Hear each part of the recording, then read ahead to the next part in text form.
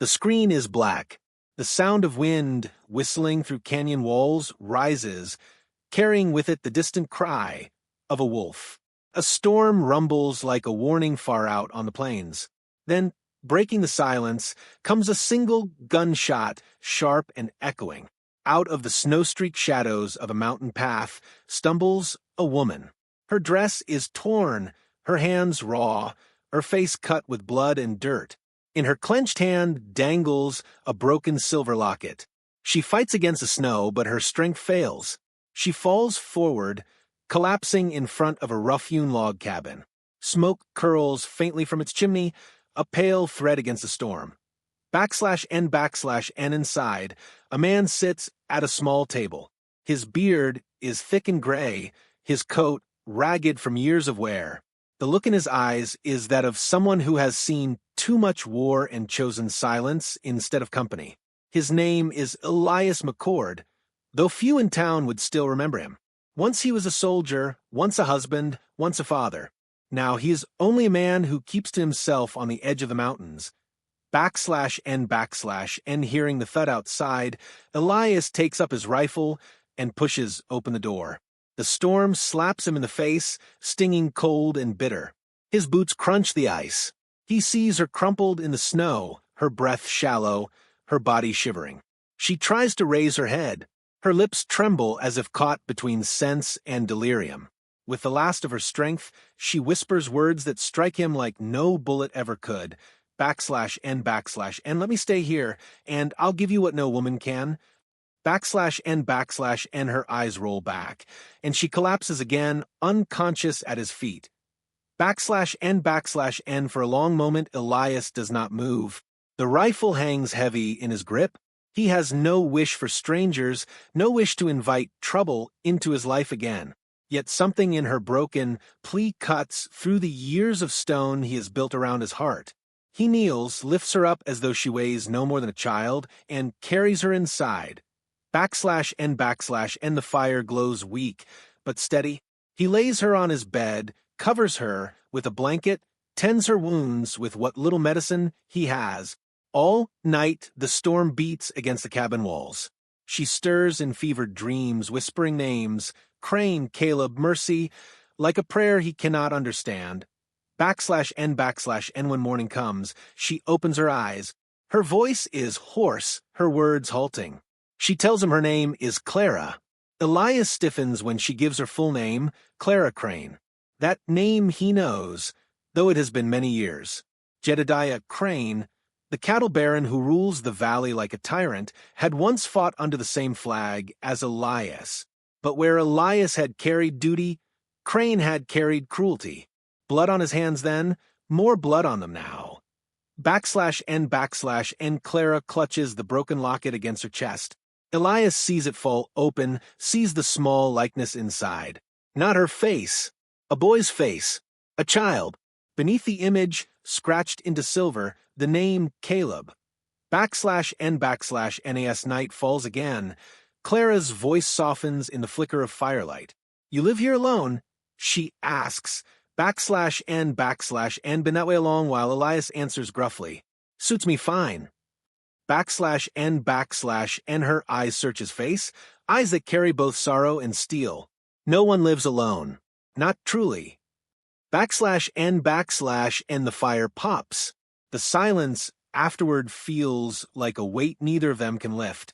Outside, the storm dies down, but in the shadows beyond the window a darker presence waits, watching unseen. Elias does not yet know it, but the peace he clings to has already been broken. His past is reaching for him once more, and with it a choice he thought he buried forever. The days in the cabin passed heavy, wrapped in snow and silence.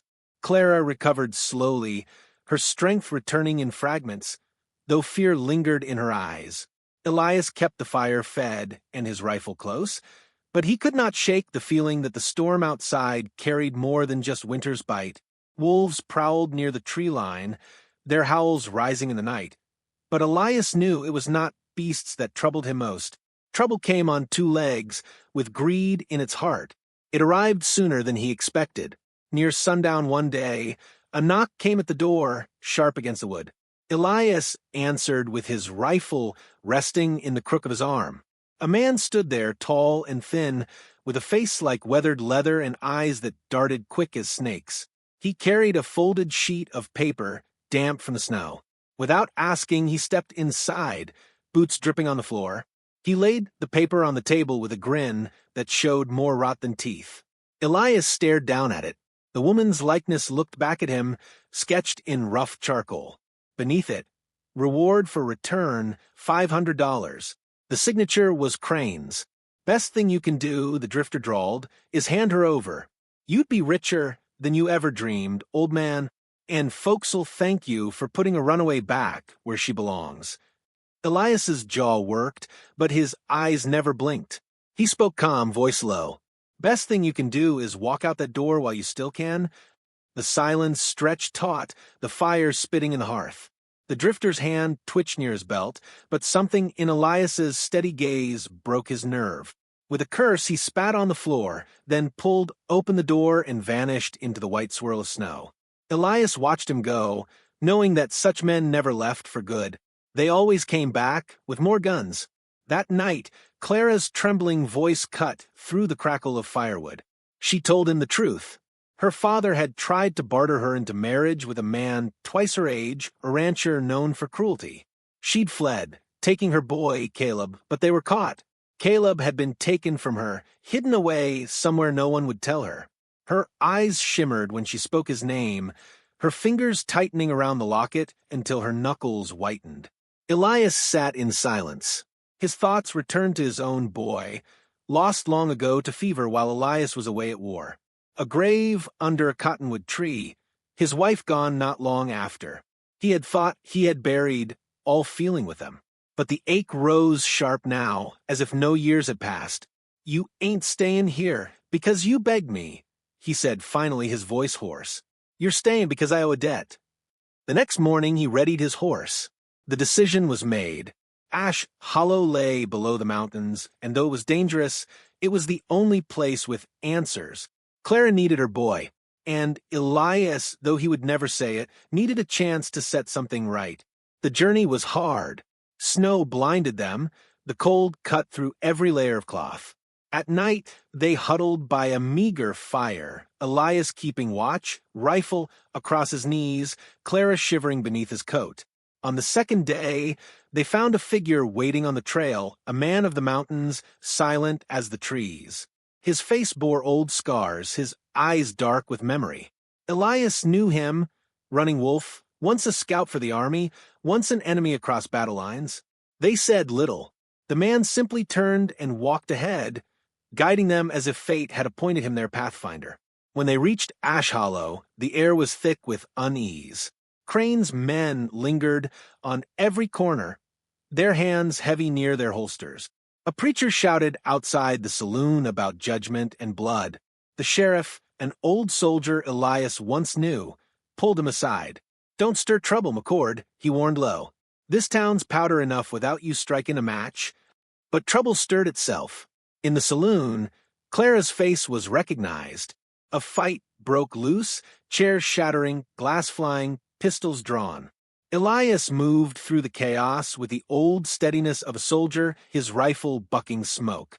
For a moment, it seemed he could hold the tide. But mercy is costly on the frontier. He spared a man who once spared him in the war, and that hesitation gave the others their chance. Clara was seized, dragged screaming through the back door into the night.